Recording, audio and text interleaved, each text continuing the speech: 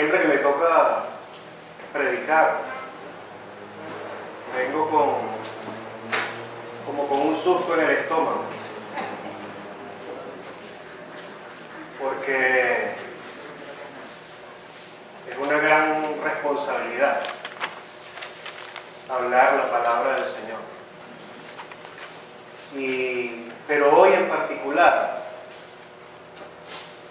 ese susto, ese miedo es mucho más latente. Y yo estoy convencido de que el Señor, es la voluntad del Señor de que yo esté parado aquí hoy para compartir su palabra con ustedes.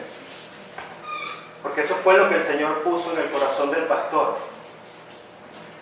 Nunca le pedí al pastor que me pusiera a predicar.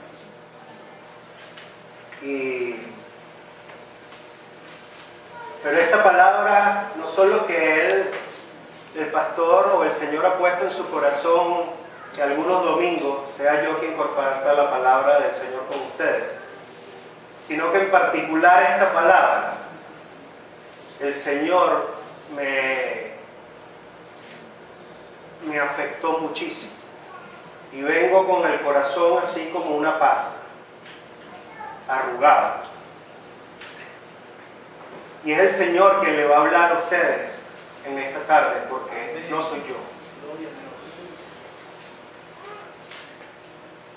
Esa ha sido mi oración y es mi oración.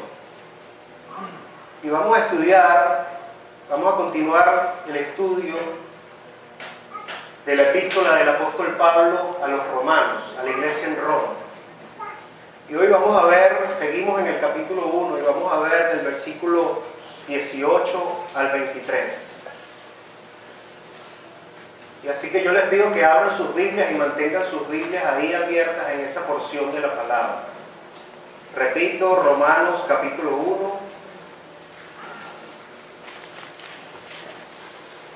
versículo 18 al 23. La palabra del Señor dice así: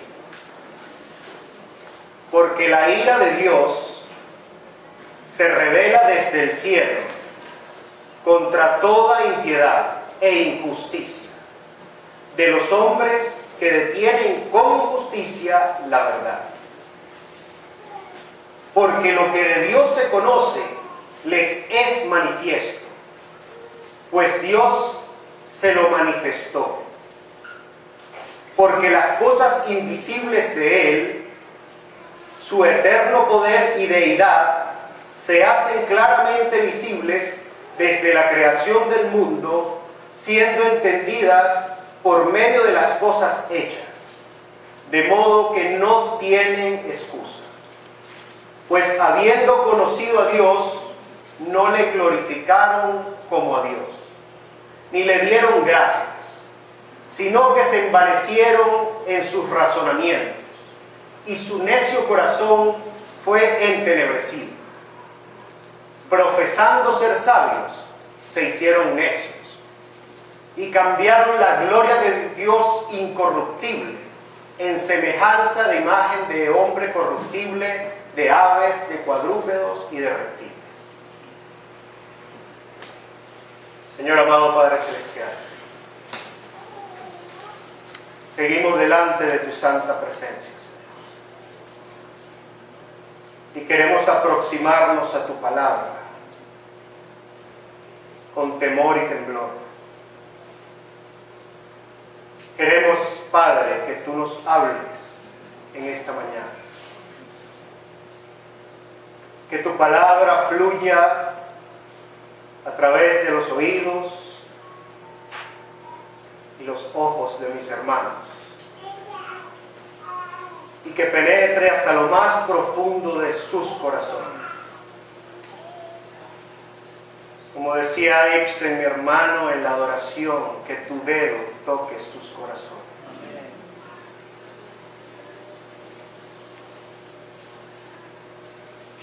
Y creo que cuando lo decía Ibsen, todos sentíamos que eso iba a ser bueno. Pero si el Dios Todopoderoso usa su dedo para tocar tu corazón, permite, Señor, que cause el efecto que debe causar.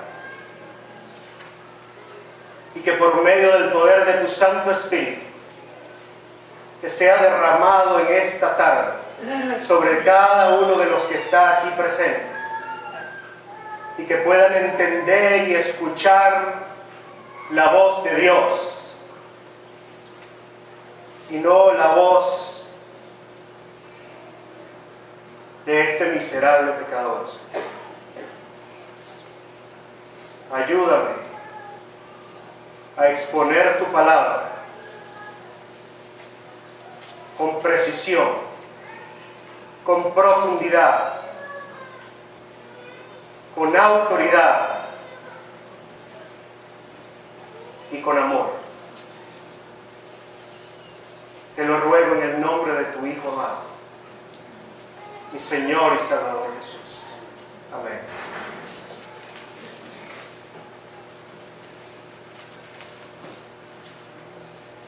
Bueno, la semana pasada el domingo pasado el pastor estuvo elaborando en el versículo 15, 16 y 17 del primer capítulo de la carta a los romanos.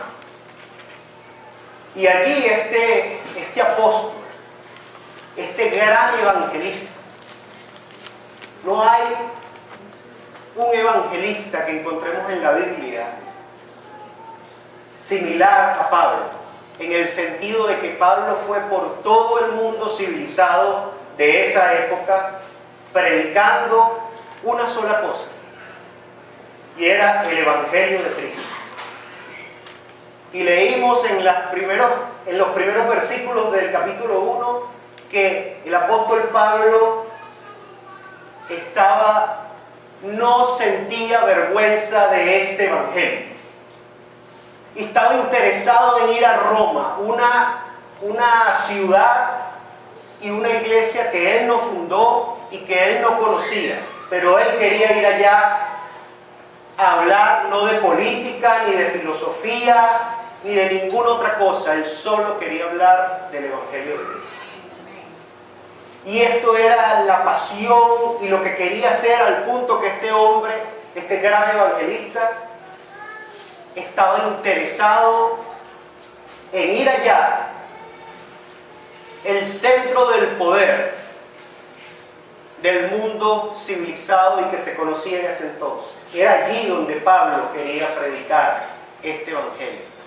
Y dice: no siento vergüenza alguna, no me importa si allá está el emperador y todos los senadores romanos y gente con mucho dinero y gente muy estudiada. No tengo vergüenza de predicar este evangelio, porque es poder de Dios para salvación. Amén. Y en el versículo 16 y 17, Pablo elabora o hace esta profunda declaración. Y por eso Martín Lutero decía que vale la pena, o sea, no nos debemos cansar de estudiar la epístola del apóstol Pablo a los romanos, porque en palabras de Lutero es el evangelio más puro. A pesar de que en el canon del Nuevo Testamento no está considerado como uno de los 4 evangelios, Martín Lutero dice: lo que está expresado en la carta a los romanos es el evangelio más puro. Y por eso Pablo está exponiendo esta carta y quiere, entonces, en este versículo 16 y 17, él establece el principio o la idea fundamental que va a elaborar en el resto de la carta. Y es que la salvación no es por obra, sino por gracia. Amén. Y esa es el evangelio, es la buena noticia. ¿La buena noticia de quién? ¿De Sergio Novelli en su noticiero de la noche? No, la buena noticia de Dios. Esa es la buena noticia. Y él establece allí en solo 2 versículos el principio de todo lo demás que va a elaborar en detalle y que vamos a empezar a estudiar a partir de hoy, a partir del versículo 18. Entonces es allí, en el versículo 17, que dice: porque la salvación es por fe y no por obras. Y cita Habacuc 2:4: el justo por la fe vivirá. Y esto es una buena noticia y nos llena de alegría y todos queremos escuchar el Evangelio. Pero ahora él empieza, ya les dije la idea principal, ahora vamos a ver esto en detalle. Y comienza en el versículo 18. Y en el versículo 18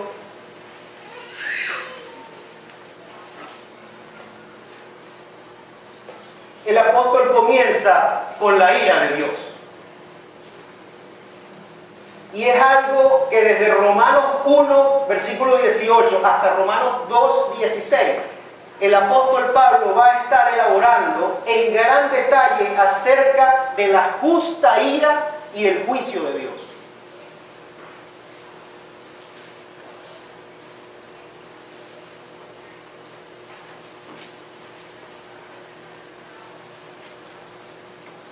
En primer lugar, es importante entender qué es la ira de Dios. Porque no se trata de un Dios que le da un arrebato de ira y es un Dios impulsivo y que carece de templanza y dominio propio. ¿Qué es lo que nosotros podemos de pronto pensar cuando se nos habla de la ira? Una persona iracunda, una persona que por cualquier cosa estalla en ira. No es esta la ira a que se refiere el apóstol Pablo. Se refiere a una ira, a una respuesta, mejor dicho, correcta, ecuánime y determinada de un Dios justo contra el pecado y contra el pecador.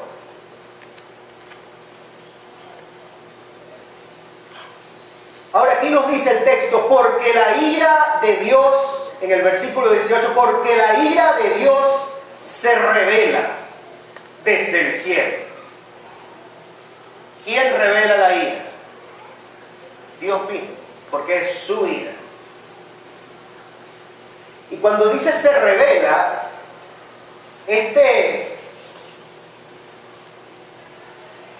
pareciera, en el versículo 17, el apóstol Pablo anteriormente, o sea, en el versículo anterior, el apóstol Pablo nos dice que la justicia de Dios se revela, ¿verdad? Porque en el Evangelio la justicia de Dios se revela por fe y para fe. Entonces él nos habla, esa primera revelación del versículo 17 es la justicia de Dios que se revela en el Evangelio. Pero ahora habla de otra revelación, y la segunda revelación es la ira de Dios. La segunda en el orden que le da Pablo en este texto. Sin embargo, cuando nos referimos al Evangelio, a predicar el Evangelio, esta revelación es la que viene de primera. Por eso el apóstol Pablo comienza el versículo 18 hablando de que la ira de Dios es revelada por él mismo. Y en realidad, eso en cuanto al Evangelio, porque en cuanto a la revelación de Dios, lo primero que hace Dios con el hombre es revelarse él mismo a la humanidad. Entonces, ahora este verbo revelar está en su forma presente, lo cual nos indica que es algo continuo.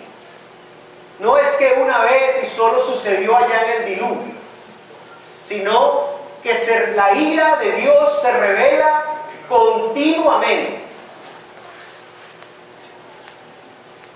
Ahora, ¿cómo es la ira de Dios?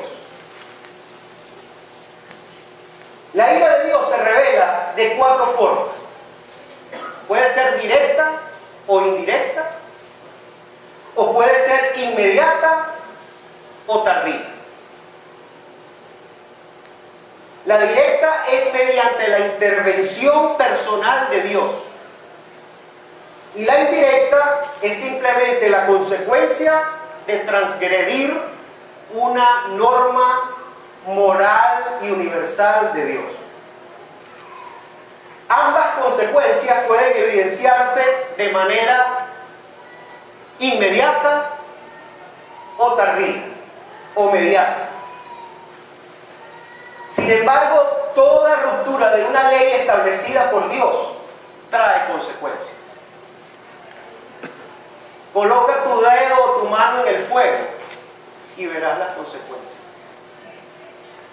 Intenta desafiar la ley de gravedad tratando de volar de un balcón y verás que vas a sufrir las consecuencias. Igualmente pasa cuando tú decides violar la ley moral de Dios. Trae consecuencias. Puede ser directa o indirecta y puede ser la consecuencia inmediata o mediata. Algunos ejemplos de esta combinación, una consecuencia de ir o transgreder la ley moral de Dios, lo establecido por Él, cuya consecuencia es directa e inmediata. Está el caso de los hijos de Aarón, los dos primeros hijos de Aarón, ¿se recuerdan?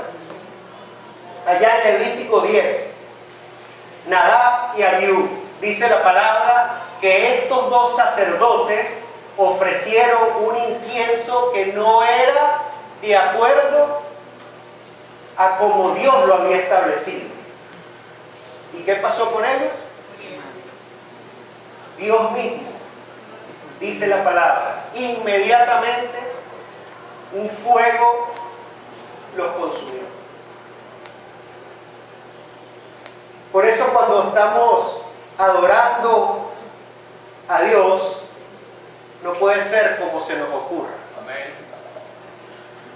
Porque trae consecuencias. Puede que no sea inmediata, pero puede ser mediata. Hay una consecuencia, un ejemplo de una consecuencia directa y tardía: el exilio de Israel.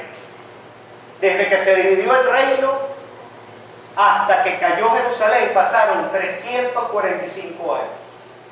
Y en esos 345 años Dios envió profeta tras profeta tras profeta. ¿Y cuál era el mensaje de estos profetas? Arrepiéntanse. Arrepiéntanse de su pecado o van a sufrir las consecuencias.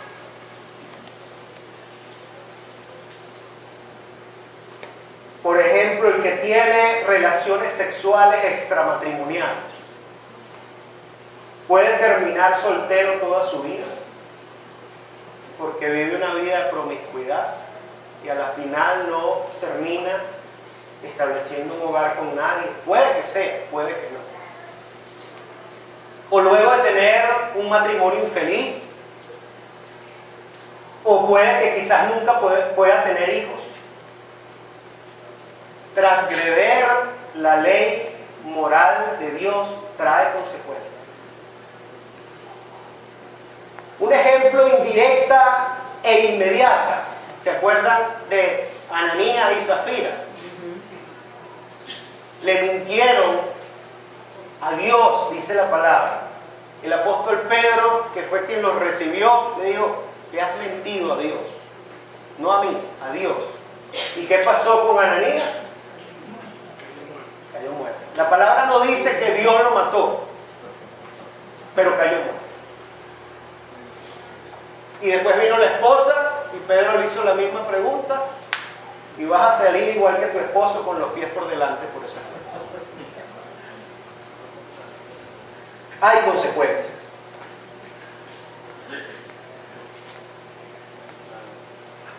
Puedes morir o resultar herido si tú decides ir a robar un banco, porque quizás la policía llegue y hay un enfrentamiento y ahí mueres. Y puede ser indirecta y tardía. Por ejemplo, el golpe de estado que le dio Absalón a su padre David. Y después la muerte. ¿Por qué pasa todo esto? sea, producto del pecado del rey David, un hombre conforme al corazón de Dios. Y David pecó con Betsabé, todos conocemos la historia, y su vida después de ese pecado fue un desastre. El Señor tuvo misericordia de él, lo perdonó porque él se arrepintió, pero cuando usted peca y se arrepiente, Dios lo perdona, pero las consecuencias del pecado quedan.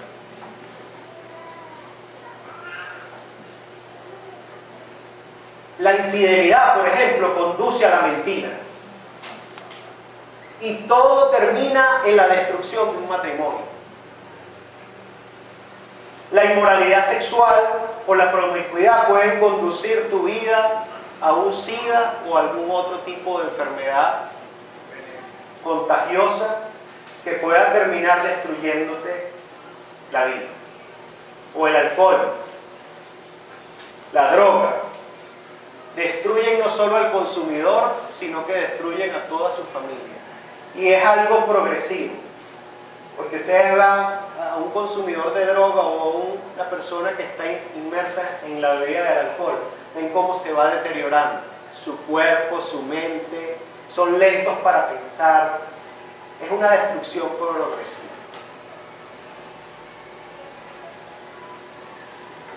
Ahora, según cuántos tipos de ira conocemos, según el doctor John MacArthur, existen 5 tipos de ira de Dios. La ira eterna, que habla del infierno. La ira escatológica, que es la segunda venida de nuestro Señor Jesucristo, el fin del mundo. Está la ira del cataclismo, como el diluvio, la destrucción de Sodoma y Gomorra. La ira de consecuencias, como ya hablamos anteriormente, y la ira del abandono a la perversión del hombre. A veces que la ira de Dios se expresa simplemente dejándote que tú hagas como tú quieras por un tiempo. Ese tiempo puede ser muy largo. Él simplemente te deja. Mañana estábamos arreglándonos para venir a la iglesia y Samuel se acercó al gabinete del baño donde están guardadas todas las cosas y empezó a sacar todo. Daniela, mira ese desastre. Y él dijo, déjalo que haga. Después lo arreglamos. A veces Dios te deja y te da cuerda.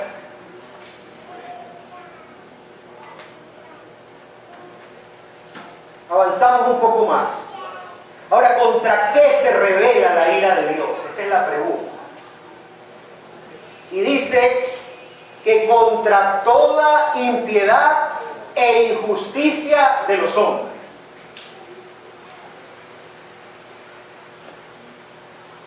La impiedad y la justicia. Estas son 2 características de un hombre que está en rebeldía contra Dios. Es impío y es injusto. Ahora, la impiedad es estar en rebeldía contra Dios. Y este es el gran problema de la humanidad. Porque Adán y Eva decidieron rebelarse contra Dios. Y hoy en día el ser humano sigue rebelándose contra Dios. Es una relación entonces que, como lo había establecido Dios al principio entre Adán y Eva, había una relación perfecta, una relación de intimidad y de comunión entre el Creador y la criatura. Y esa relación se rompió por la rebelión a Dios. Es una relación enferma entonces entre el hombre y Dios. Ahora, ¿cómo se expresa esta impiedad? Se expresa en una falta, escúchenme bien, de adoración, devoción, reverencia y rendición en culto sincero al único y verdadero Dios, al Dios Todopoderoso. a ese que cantamos hace un rato, santo, santo, santo. La Biblia enseña que el fin último del hombre, el hombre fue creado por Dios para glorificar a Dios. Pueden leer en sus casas el Salmo 148. Y Apocalipsis 4:11 dice: Señor, digno eres de recibir la gloria y la honra y el poder, porque tú creaste todas las cosas y por tu voluntad existen y fueron creadas. Este es el principal y más importante pecado del hombre. ¿Cuál? La impiedad. Porque desconoce, ignora y obvia a Dios. Hay personas que viven una vida moralmente correcta, según el estándar de los hombres. Hay personas que nunca dicen groserías, hay personas que no beben, ¿verdad? No fuman, no consumen drogas, no le hacen mal a nadie, etc.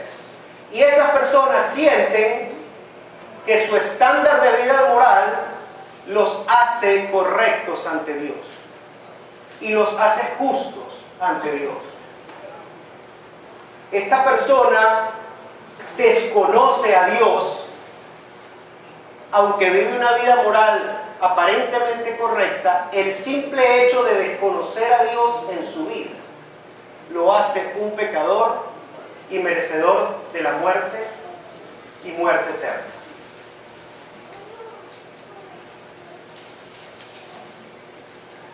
Los 4 primeros mandamientos que Dios le dio a Moisés hablan de la relación del hombre con Dios. Los otros 6 mandamientos hablan de la relación de hombres con hombres. Pero los 4 primeros, y empieza por allí. El Señor, cada vez que dice una palabra, lo dice con mucho cuidado. Y cuando Él establece un orden en cómo Él escribe, es porque eso fue, como decía algún programa de televisión, fríamente calculado. El orden de Dios no se puede alterar. Y si tú lo alteras, trae consecuencias. Entonces, esos 4 primeros, hay personas entonces que viven esas vidas muy decentes y muy correctas. Pudiéramos citar a Gandhi, a Mandela, ¿verdad? Que son como unos ejemplos de una vida moral y personas que hicieron cosas muy buenas. Pero que yo conozca, ninguno de los dos reconoció a Dios. Y eso los hace tan pecadores como cualquier otro.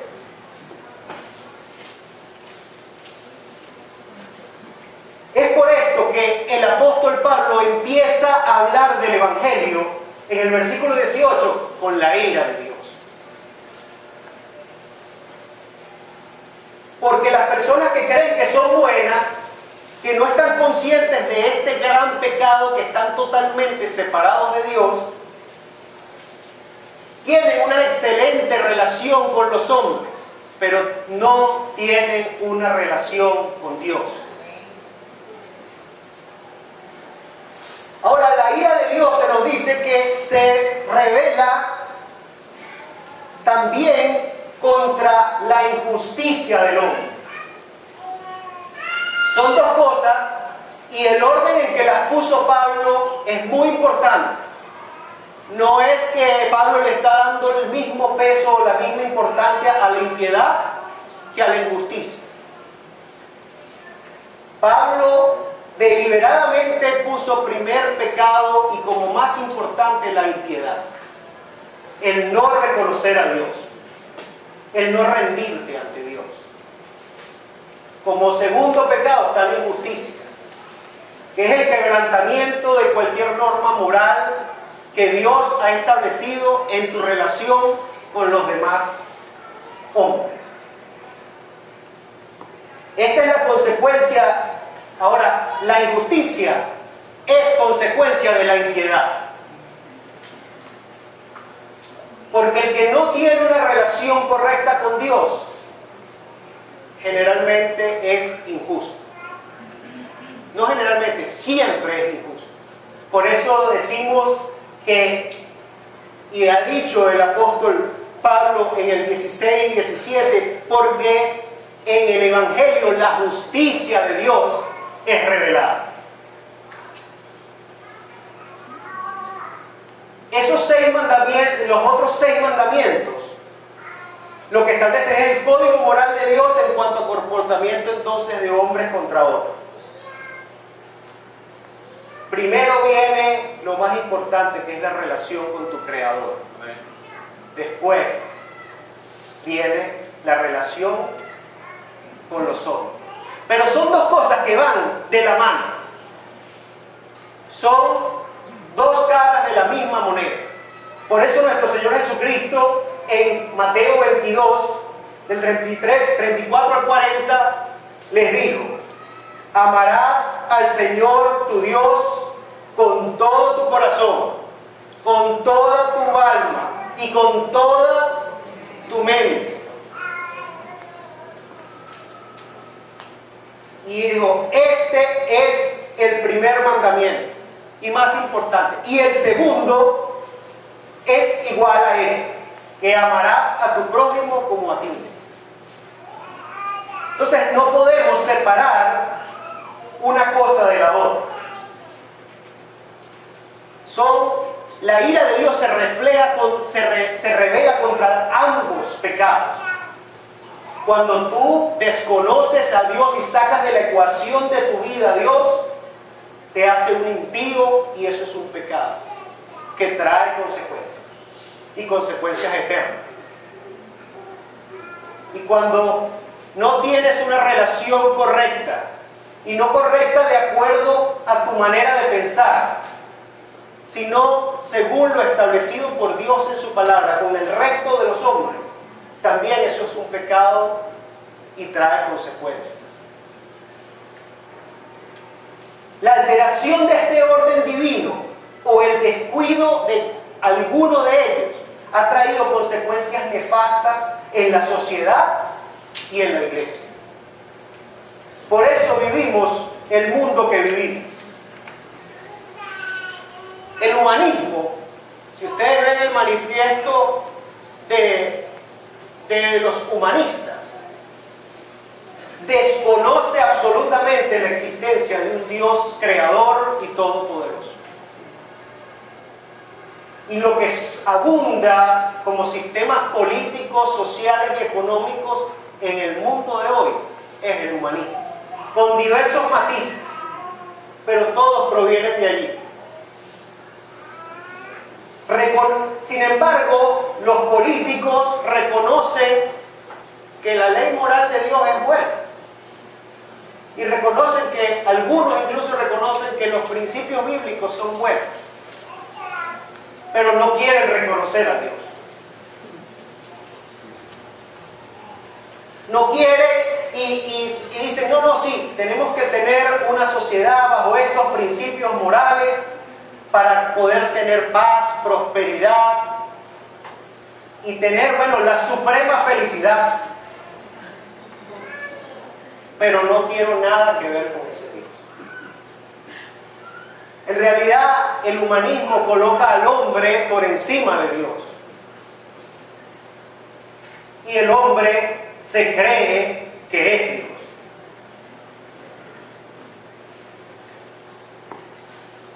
Eso es lo que vivimos en Venezuela.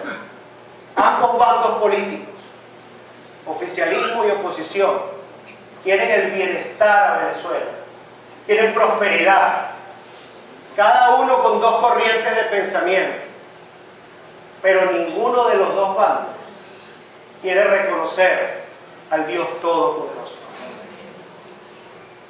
ni quiere rendirse a este Dios. Y eso trae consecuencias, y las estamos viviendo.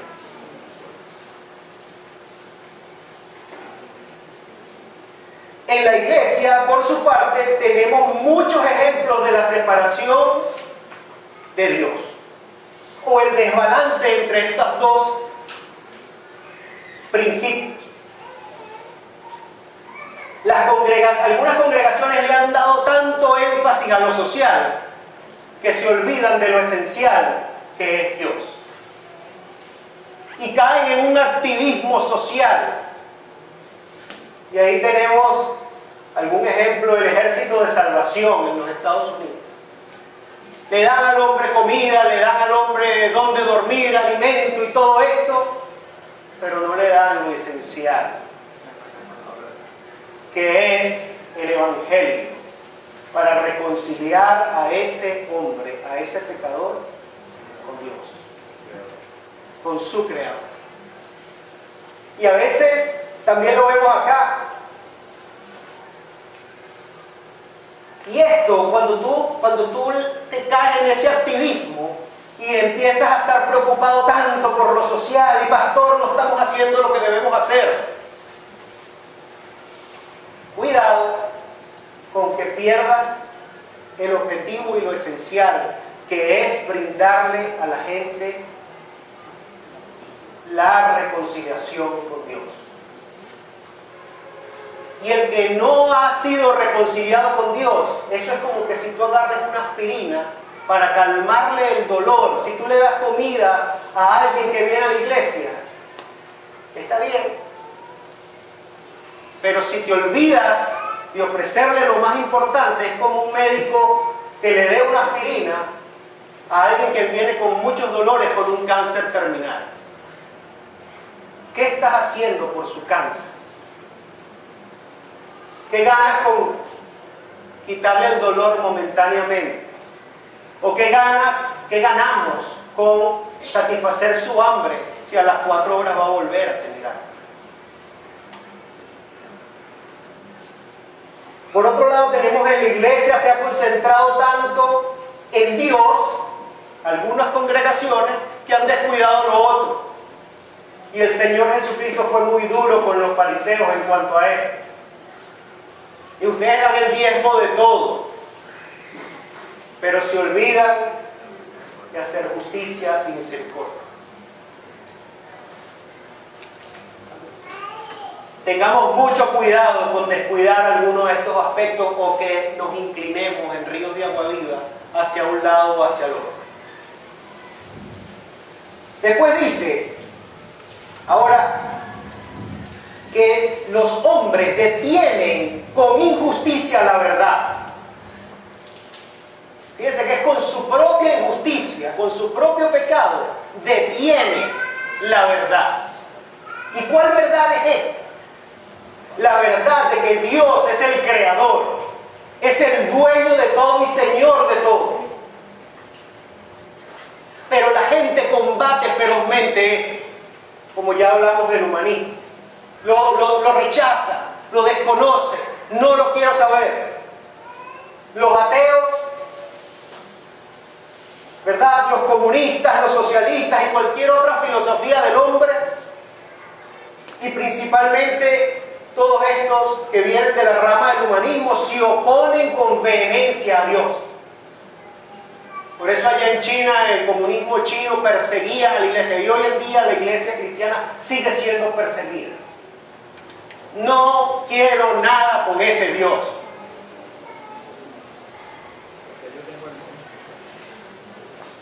Por su parte, los socialistas menos radicales, o los light, incluso hay socialismo cristiano, ¿ustedes han escuchado eso? Desean tener los beneficios que ofrece este Dios, que este Dios y sus principios morales le ofrecen a la sociedad, pero sin tener nada que ver con este Dios. Y si tienen una relación con Dios, y por eso se autodenominan socialistas cristianos, es una relación como Frank Sinatra, a su manera. Y creen que tienen una relación con Dios, pero es a su manera. Yo tengo un amigo que le he estado predicando por años y él, tranquilo, yo tengo mi propia relación con Dios. Pero es que no se trata de tu relación. Porque tú no te puedes relacionar con este Dios todopoderoso, creador de los cielos y la tierra, a tu manera. es a su manera. Amén. Amén.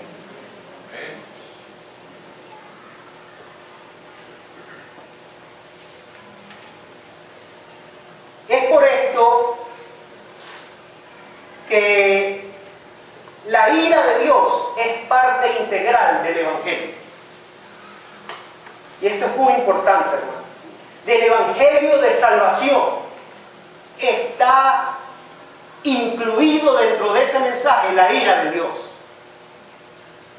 Y cuando nosotros predicamos el Evangelio de Dios y no hablamos y hablamos solo del amor de Dios y no hablamos de la ira de Dios, estamos predicando un evangelio falso.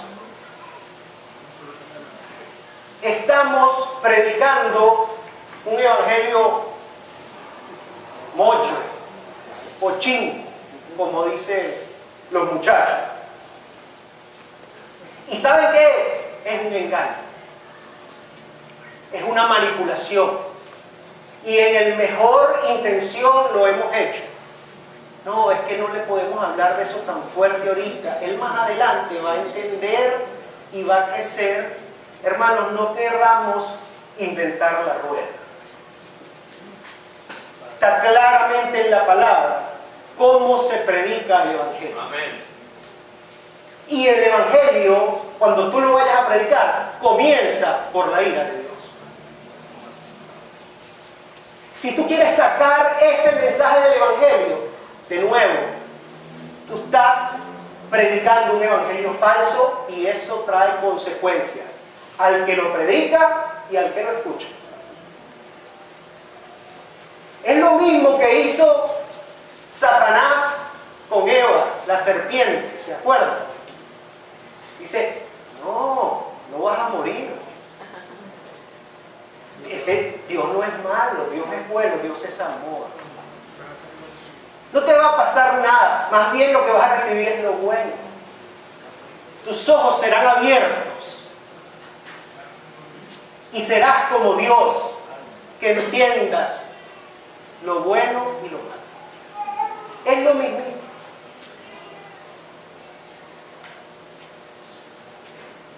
¿Cómo predicaba el Evangelio Juan el Bautista?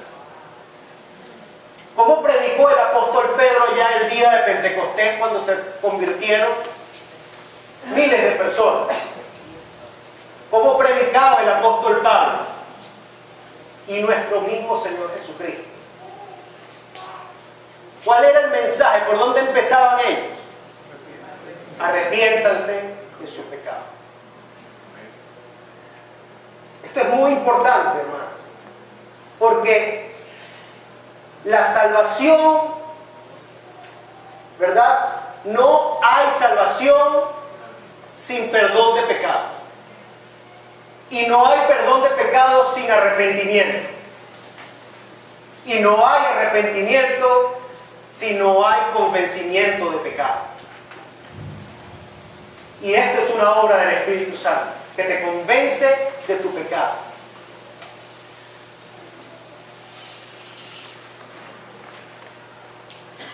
Por eso cuando predicamos, entonces debemos comenzar como comenzaban los grandes evangelistas.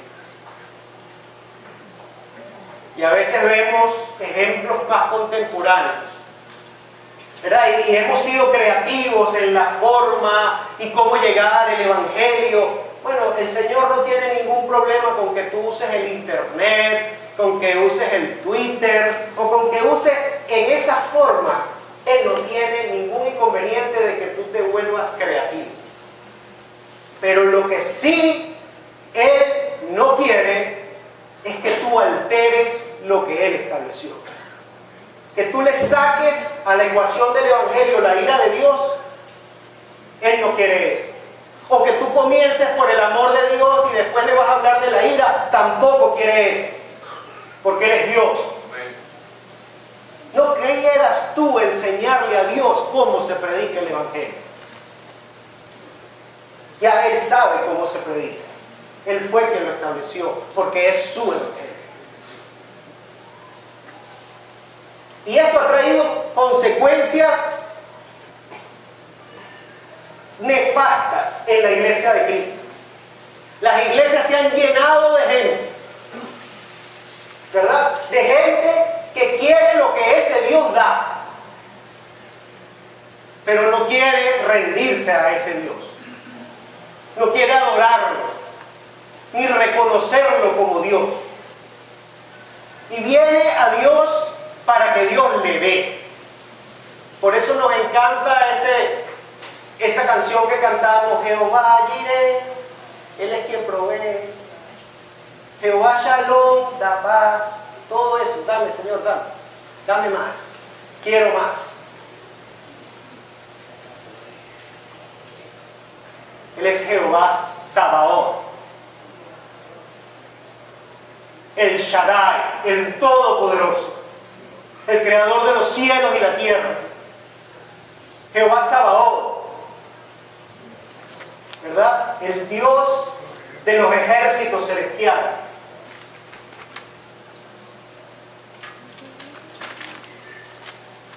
Adonai, el Dios soberano.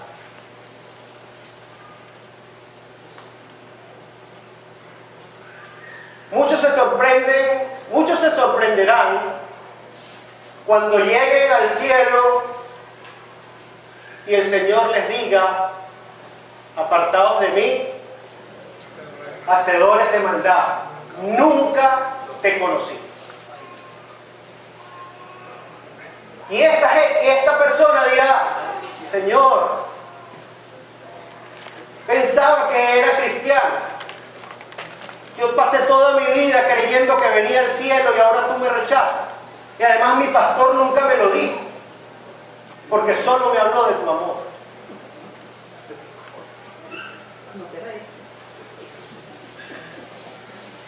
¿Por qué nadie tiene excusas entonces para conocer a Dios?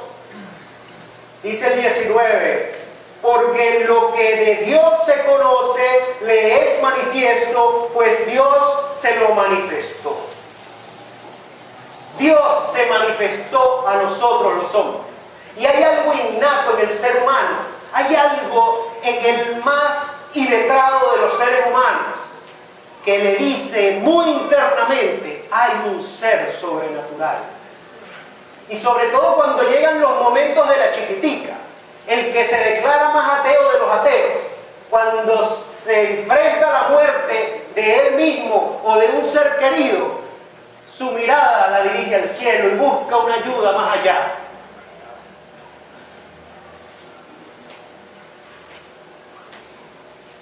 Eso lo puso el Señor en cada uno de los seres humanos. Cuando vean a los indios, Belkis, que vive allá en la Amazonas, hay algunos que no han escuchado nunca la palabra de Dios, pero saben, ellos dicen: hay algo más allá, y como no lo pueden ver, no lo pueden racionalizar, bueno, dicen: a lo mejor es la luna, o a lo mejor es el sol, y se convierten en minimalistas. O sea, a lo mejor está en todos lados. Adicionalmente, Dios le dio al hombre, a cada uno, no hay ninguno que no haya sido dotado de conciencia. Entonces, el primer punto tiene que ver con la piedad. Eso que tú sabes que hay algo más allá de esta tierra, que existe un ser sobrenatural. Y a veces con tanto estudio y tanto intelecto humanista y de todas las corrientes de pensamiento y filosofías de hombre, tú te has obligado y te has convencido a ti mismo de que Dios no existe. Pero internamente hay algo que te dice que sí existe. Y el otro punto es que adicionalmente Dios le dio al hombre la conciencia, porque el hombre sabe que cuando algo está bien o cuando está mal. Y el hombre lucha contra esto. Y por eso cuando el hombre hace algo a una persona y de pronto se trata de justificar, y no, pero es que está bien porque ella me hizo esto y me hizo aquello, y empiezas a racionalizar, pero en realidad estás luchando contra ti mismo, contra esa conciencia que puso Dios ahí, que te dice adentro una voz que estuvo mal lo que hiciste. Ahora, Dios dice que el hombre lucha contra eso. con su propia injusticia lucha. Y es algo que él trata de apagar esas voces que Dios puso en su interior y trata de racionalizarlo. Y no, esto no puede ser, esto es mentira, esto es simplemente un juego de mi mente. Dios no existe, mira todo lo que yo he estudiado y lo que he leído. Mucho estudio donde tratas de ahogar una verdad que no se puede ocultar.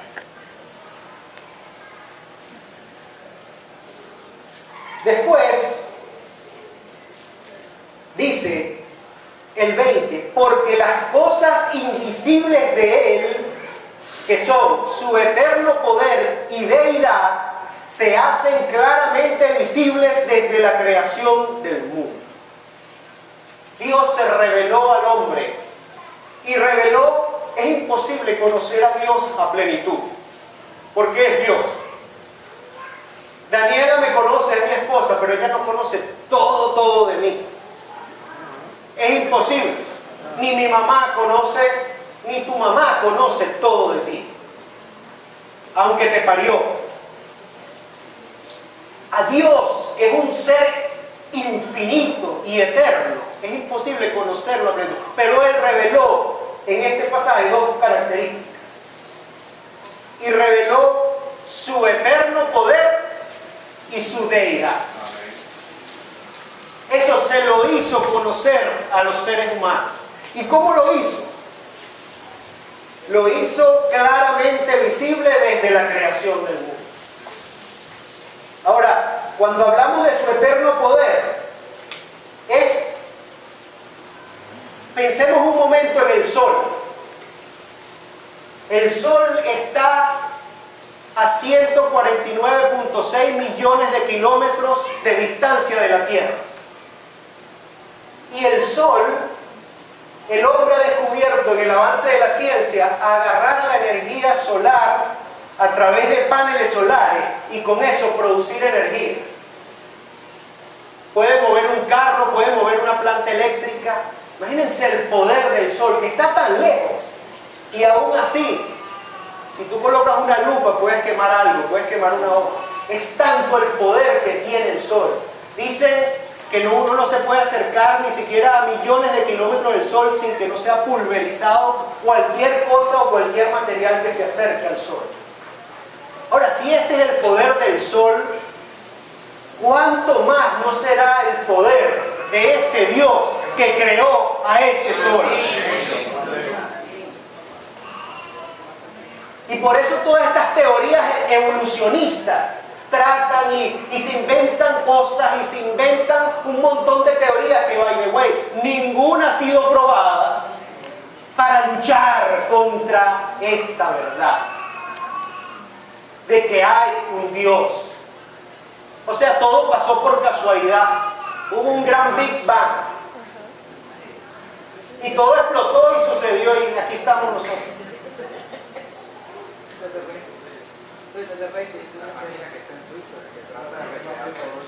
Y el hombre evolucionó del mono. Yo no he visto el primer mono convertirse en hombre.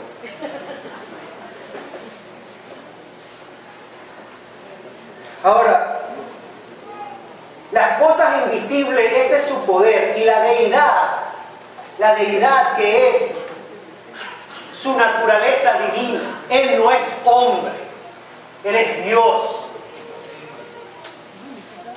Y su carácter bondadoso, su misericordia y su gracia, de las cuales no se pueden abusar. Ahora, dado que Dios mismo reveló estos dos atributos, su poder y su deidad, el hombre no tiene excusa para desconocer a Dios o para decir que no existe. Ahora, ¿por qué el hombre se rebela contra Dios? Esta es la gran pregunta. Y con esto terminamos. ¿Por qué? Aquí dice, porque las cosas invisibles de Él, 21, pues habiendo conocido a Dios, o sea, el apóstol Pablo dice, si lo conocieron, es una aseveración. Tú conoces a Dios, si no lo conoces es porque no te da la gana. Y dice que, ¿qué hizo? Pues habiendo conocido a Dios, no lo glorificaron como a Dios, ni le dieron gracias. Entonces la rebeldía del hombre se expresa en dos formas. Una, no te reconozco como Dios. Y otra, no le dieron gracias. No le dan gracias.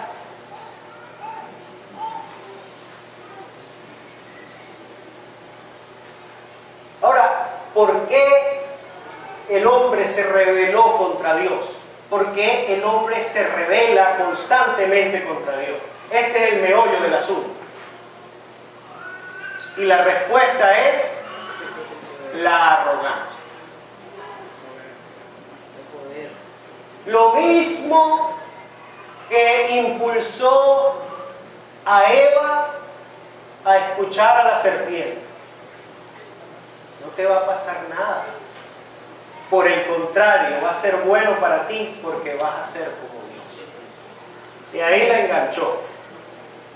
Dijo, yo no me conformo con ser una criatura hecha y creada a imagen de Dios. Yo quiero ser como Él.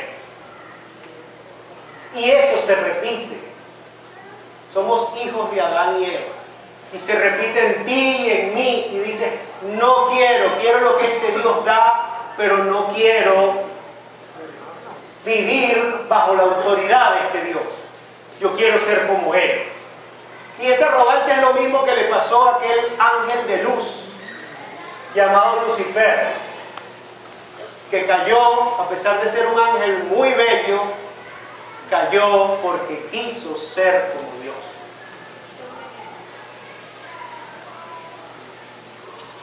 Y dice, y no lo glorificaron como a Dios.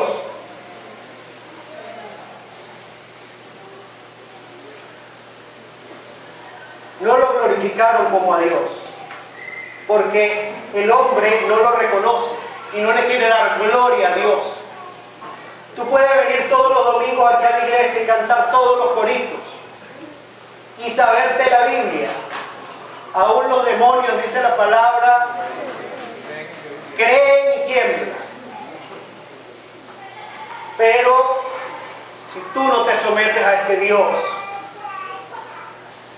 tú vas a sufrir las consecuencias. Porque el diseño de este Dios es que tú te sometas a Él. Ahora, Él lo expresa en el versículo 21 y 22 y dice, se envanecieron en su razonamiento. Por eso digo que el principal problema es la arrogancia. Profesando ser sabios. Escuchen ustedes a los filósofos y a estos que nos hablan de socialismo y comunismo. Esta filosofía, ellos creen ser sabios, pero no reconocen a Dios. Proverbios 1:7 dice, el principio de la sabiduría es el temor a Dios. Y solo los necios y los tontos la desprecian. Entonces dice, profesando ser sabios, se hicieron necios. La palabra necio, yo la busqué en el diccionario de la Real Academia Española y lo define como un ignorante que no sabe lo que podía o debía ser, una persona imprudente, falta de razón, terca y porfiado en todo lo que hace y dice. Un bruto, pues.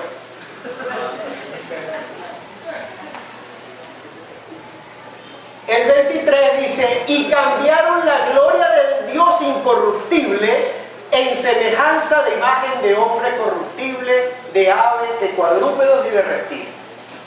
Bueno, hay que ser necio para cambiar la gloria de este Dios por una imagen de un hombre o de un animal que generalmente la hacen con yeso, con barro, con metales, con madera, y generalmente siempre la hace alguien que las talló o las esculpió. Y después que tú haces este muñeco, vienes a adorarlo. y atribuirle y hacerle procesiones y a llevarlo de un lado a otro, porque ese Dios ni siquiera puede caminar. Lo tienes que llevar tú a cuesta. Y hay que ser necio entonces para hacer esto. Ahora, hasta cierto punto se entiende, porque un Dios que tú mismo creas y que tú le asignas poderes que solo están en tu mente, ¿verdad? Es más fácil de manipular un Dios que tú creas. Ese Dios no tiene ira. Y ese Dios no tiene ira. Es fácil de jugar la pelota con él. Pero cuando tú necesites de ese supuesto Dios, la desilusión va a ser muy grande. Porque tiene ojos y no ve, tiene oídos y no oye, y tiene pies y no camina.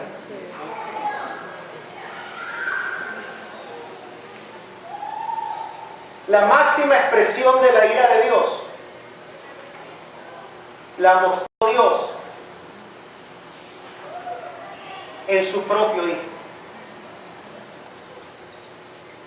Dios derramó, dice la palabra, toda su ira sobre su propio Hijo en la cruz del Calvario.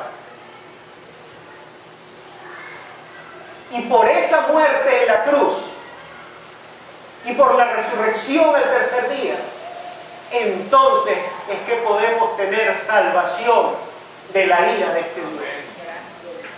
Pero tú crees que si Dios no le tembló el pulso para desatar su ira allá en el diluvio, o arrasar Sodoma y Gomorra,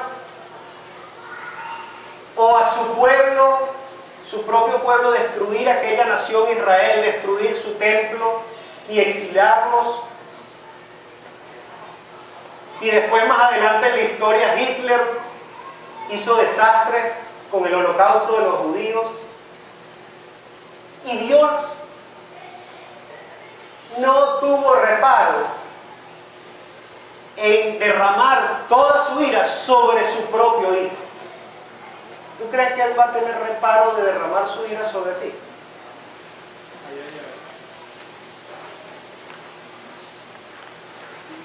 La buena noticia, el Evangelio, y es que el Hijo de Dios, el unigénito Hijo de Dios, Dios lo envió a este mundo y se hizo hombre como tú y como yo, con la diferencia de que nunca pecó,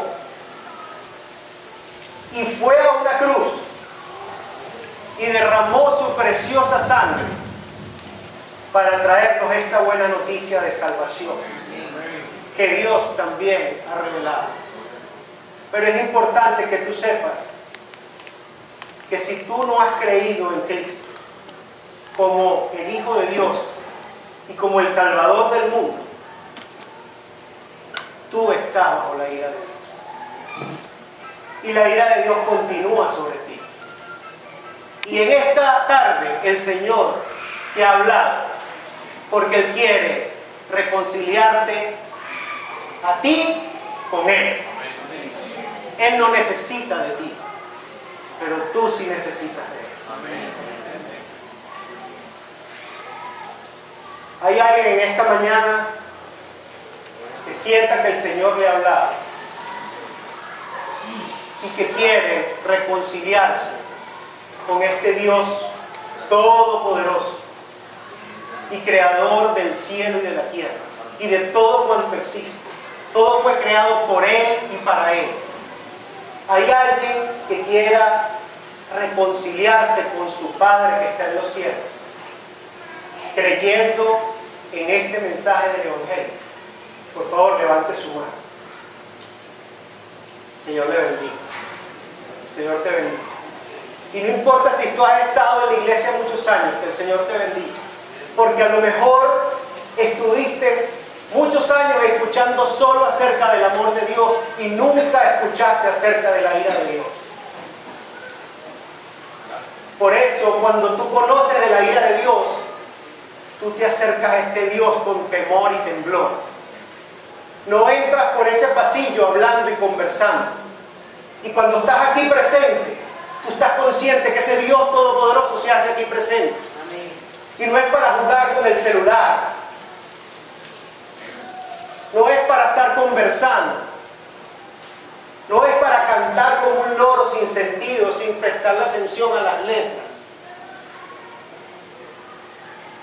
Porque si tú rompes una regla moral de Dios, va a traer consecuencias. Y con el corazón en la mano, yo les pido, hermano, le pido al Espíritu Santo que abra sus ojos y entienda que aunque esto parece la cantina de un colegio, esta es la iglesia de Dios. Amén.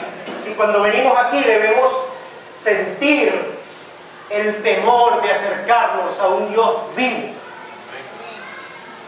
Y debemos acercarnos a Él con respeto y veneración, porque Él es Dios. Y no creas porque Él es tarde. Él tarda a veces en llamar nuestra atención. No creas que Él no se está dando cuenta de todo lo que tú y yo hacemos y decimos. El Señor nos ayude como congregación y seamos una verdadera iglesia de Cristo. Amén. Y no seamos un culto más. Vamos a orar. Señor amado Padre Celestial, gracias por tu palabra en esta tarde.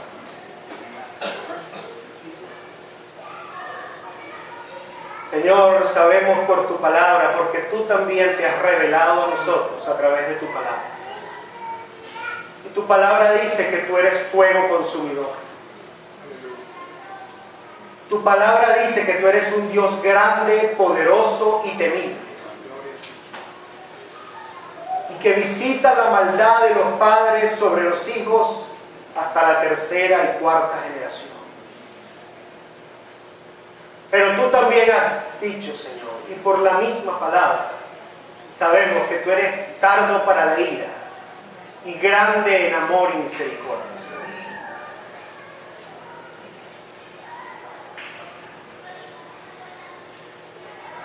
Que tú visitas la justicia de los padres sobre los hijos hasta por 1000 generaciones. Señor, perdónanos en esta tarde. Perdónanos, Señor, cuando te hemos tratado con ligereza. Perdónanos cuando hemos predicado un evangelio falso. Perdónanos, Señor. Ten misericordia de nosotros. Ten misericordia de todos estos que levantaron la mano. Y aquellos que aunque no la levantaron,